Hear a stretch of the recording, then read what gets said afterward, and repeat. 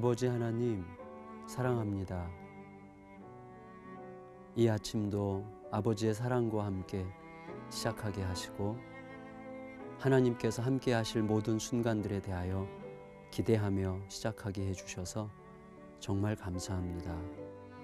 아버지, 오늘 하루 종일토록 아버지께서 원하시는 바가 저에게 계속해서 알려지기를 원합니다. 말씀해 주시고 이끌어 주셔서 아버지께서 아버지의 일을 친히 이루어 가시는 것을 알게 하여 주시옵소서. 종일토록 함께 하실 주님께 감사드리며 예수님의 이름으로 기도합니다. 아멘.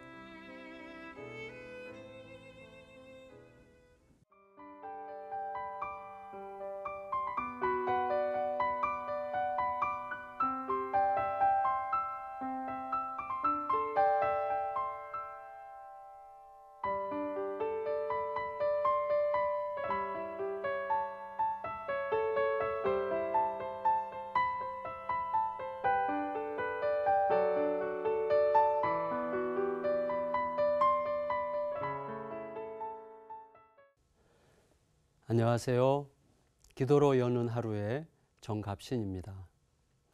오늘 우리는 우리에게 흔하지만 또 매우 중대하고 또 우리의 삶에서 늘 숙제와 같은 순종 우선성이라고 할까요? 순종에 관한 부분을 좀 생각했으면 좋겠습니다. 우리가 신앙생활 하면서 절실하게 필요로 하는 이 순종, 그리고 우리가 순종이 얼마나 중요한지를 좀 뼈저리게 깨닫는 순간들이 우리들에게 있고 또 자주 경험하게 됩니다.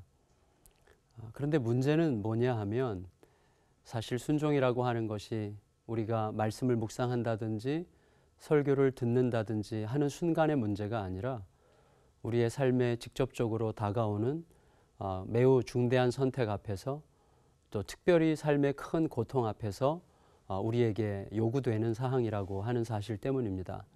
그래서 순종이 참 어려워지는 것인데요. 우리는 오늘도 하나님의 말씀을 따라 순종하는 삶으로 부름을 받았습니다. 또 오늘 우리가 어떤 삶을 만나게 될지 우리는 알 길이 없습니다. 다만 순종에 대해서 우리가 분명한 자세를 갖고 하루를 시작하는 것이 대단히 중요하리라고 생각이 되고요. 그래서 이 아침에 한 사람을 좀 생각했으면 좋겠습니다.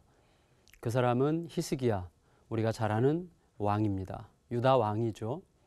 이 유다 왕 히스기야가 상당히 중요한 믿음의 사람이었죠. 이스라엘의 10 왕들 중에 다윗 왕에게 비견되는 사람 몇 안 됩니다. 그 중에 대표적인 사람이 히스기야였습니다. 히스기야가 아수르 군대의 엄청난 파상 공세 앞에서 하나님 앞에 엎드렸고 또 아수르 왕이 보낸 편지, 아주 매우 모욕적인 편지였죠. 그 편지를 하나님 앞에 펼쳐놓고 눈물로 기도했습니다.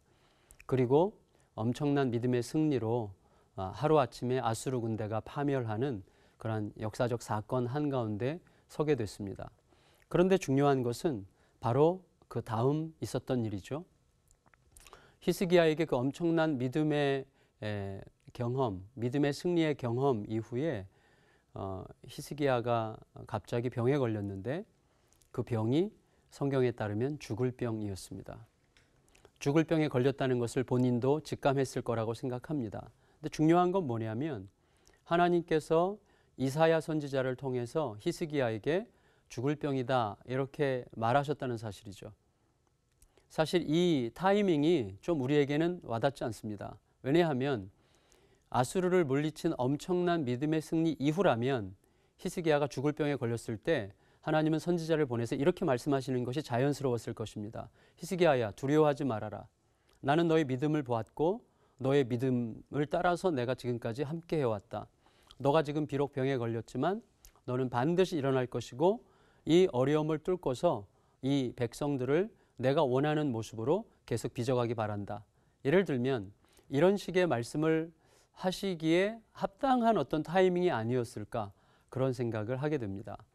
그런데 놀랍게도 하나님께서는 이사야 선지자를 통해서 이거 죽을 병이니까 그리고 살아날 수 없으니까 너의 집안을 정리하고 죽을 준비하라 이렇게 말씀하셨습니다. 자, 엄청난 고난이 왔습니다. 하나님께서 살 수 없는 병이라고 단언하셨기 때문에 히스기야는 절망했습니다. 바로 그때 히스기야에게 순종의 고통이 온 것이죠. 이게 하나님의 뜻이라면 순종하겠습니다. 이렇게 말할 수 있었으면 더 좋았겠는데 히스기야는 이게 용납이 안 됐습니다.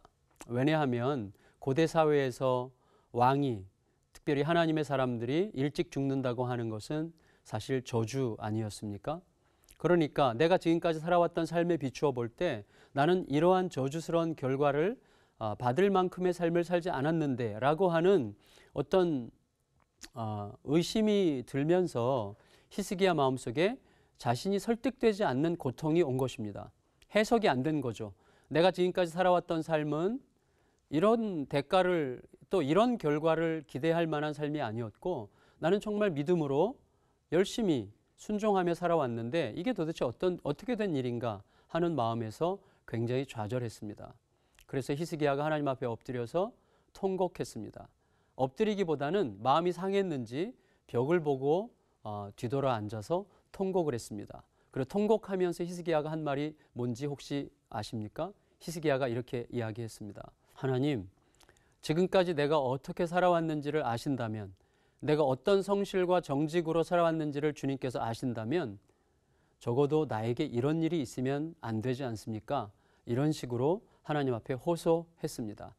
다시 말하면 히스기야는 자기가 지금까지 살아왔던 모든 삶은 하나님으로부터 이것보다는 좀 더 나은 대접을 받을 만한 삶이 아니겠는가 하고 하나님께 호소하고 있었습니다. 이게 이제 고통 앞에서 우리가 만나게 되는 가장 큰 시험이 아닌가 생각이 됩니다. 내가 지금까지 살아왔던 모든 삶에 비추어 볼 때 이거는 아닌 것 같다. 이런 결과를 내가 얻어내려고 또 이런 결과를 내가 맞이하려고 그동안 그렇게 살아왔던가 이렇게 생각할 수밖에 없는 순간이 우리에게 올 것입니다. 히스기야는 거기서 더 나아갔어요. 하나님, 내가 지금까지 어떻게 살아왔는지를 주님께서 아신다면 하나님, 나에게 이렇게 너 죽을 거니까 준비하라 이렇게 말씀하실 수는 없습니다. 이런 식으로 말하고 그 다음에 더 나아가서 뭐라 그랬는가 하면 하나님, 나를 살려주십시오. 그리고 나를 살려주신다는 하나님의 뜻이 분명하다면 증거를 보여주십시오. 이렇게 이야기했습니다. 그런데 이게 이렇게 말한 시점이 굉장히 중요한데 왜 그렇게 중요한가 하면 히스기야가 하나님으로부터 15년 생명 연장을 해주겠다는 응답을 받은 직후에 증거 보여달라고 한 것이기 때문에 그렇습니다. 그러니까 하나님께서는 히스기야의 기도를 들으시고 히스기야에게 내가 너를 고쳐주겠다. 15년 동안 생명 연장해 주겠다. 그러니까 낫게 될 것을 믿어라. 이런 식으로 말씀하셨는데 히스기야는 여전히 그것이 진짜라면 그것이 하나님의 말씀대로 될 거라는 객관적 증거를 저에게 보여주십시오. 이런 식으로 이야기했습니다. 그래서 여기서 우리가 좀 많은 생각을 하게 되는데 무엇보다도 하나님께서 히스기야를 살리실 수 있는 분이심에도 불구하고 왜 히스기야에게 처음부터 죽을 거라고 말씀하셨는가 하는 질문을 히스기야가 놓쳤다는 것입니다. 하나님은 저를 살리실 수 있는 분이 분명하신데 어째서 저에게 죽을 거라고 말씀하셨지요? 라는 질문을 놓쳤다는 거죠. 저는 우리들의 삶에서 이 질문이 대단히 중요하다고 생각이 됩니다. 두 번째는 무엇인가 하면 히스기야가 하나님으로부터 치료해 주겠다는 약속을 받았음에도 불구하고 객관적 증거를 요청하고 있다는 것이죠. 하나님, 저에게 내가 이해할 수 있을 만큼, 내가 설득받을 수 있을 만큼, 내가 이 정도면 됐다라고 생각할 만큼 나에게 객관적 증거들을 보여주십시오. 그러면 제가 믿을 수 있겠습니다라고 한다는 것이죠. 그게 고통 앞에서 순종의 문제 앞에 선 우리들의 가장 큰 시험이라고 생각이 됩니다. 이런 질문 앞에서 우리들이 하나님의 요청이 무엇이었는지, 하나님께서 왜 그런 식으로 우리에게 요구하셨는지 이런 부분들을 더 깊이 생각해야만 할 것입니다. 하나님이 히스기야에게 뭘 원하셨던 것이죠? 하나님께서는 히스기야에게 집안을 돌아보라고 하신 것입니다.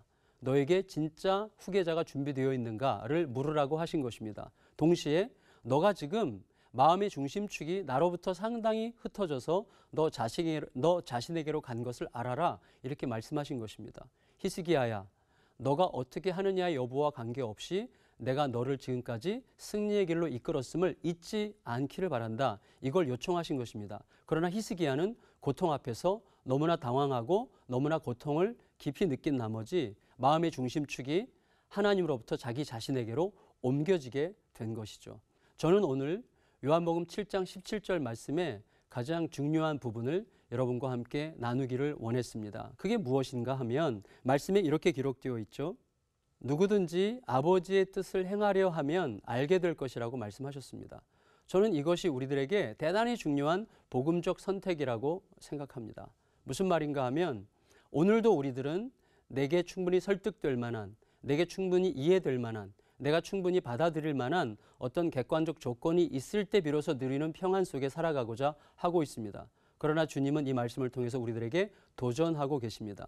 내 말이 너의 삶을 실을 만한 말이 된다는 것은 너가 실행하기 전에는 알 수 없게 될 것이다. 이것을 우리에게 가르치려고 하신다고 생각합니다. 사실 우리의 삶을 끌고 가는 유일한 힘은 바로 이것이라고 생각합니다. 하나님의 말씀이 내 현실보다 커지는 것입니다. 하나님의 말씀이 내가 지금 이해할 수 없어 보이는 객관적 조건들보다 더 커 보이는 것입니다. 하나님의 말씀이 내 지금의 마음의 상태나 내 감정보다 훨씬 더 커지는 것입니다. 그래야만 비로소 우리들은 행하려 하면 알게 될 것이라는 하나님의 말씀이 우리의 현실이 되는 것을 분명하게 경험하게 될 것입니다. 그 자리로 오늘 초대하시는 주님의 은혜 앞에서 우리가 담대한 마음으로 말씀 붙들고 걸어갈 수 있는 이 하루가 되시기를 예수님의 이름으로 축복합니다. 기도하겠습니다. 하나님, 이해해야만 움직이던 삶, 설득 받아야만 움직이던 삶, 하나님, 이제 그 삶에서 졸업하고 싶습니다. 하나님, 내가 이해할 만해서가 아니라, 내 감정과 정서가 따라줄 만해서가 아니라, 내가 그렇게 하면 될 것 같이 생각해서가 아니라 그것이 주님의 말씀이기 때문에 하나님 따라갈 수 있는 은혜를 이 아침 우리에게 주시기를 간절히 기도드립니다. 오늘 내 마음을 사로잡고 있는 그 문제, 오늘 내 현실을 붙들고 있는 그 문제 앞에 하나님께서 과연 무엇을 말씀하시는지를 생각하며 하나님, 그 말씀이 받아들일 만한 말씀이어서가 아니라 아버지의 말씀이기 때문에 따름으로 우리에게 오신 복음의 생명이 우리에게 진짜임을 오늘 하루의 삶을 통하여 입증받는 날이 되게 하여 주시옵소서. 예수님의 이름으로 간절히 기도드리옵나이다. 아멘.